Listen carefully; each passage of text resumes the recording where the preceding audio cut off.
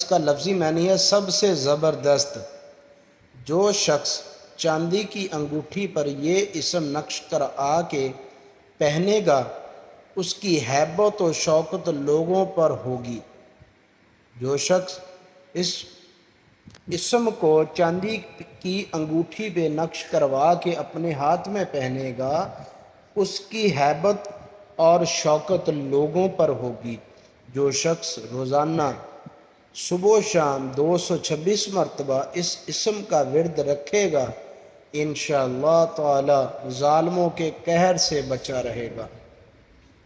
دوبارہ پھر سن لیجئے، جو شخص چاندی کی انگوٹھی پر یہ اسم نقش کرا کے اپنے ہاتھ میں پہنے گا اس پر اس کی ہیبت جو ہے وہ لوگوں پر اور شوکت لوگوں پر ہوگی۔ ہیبت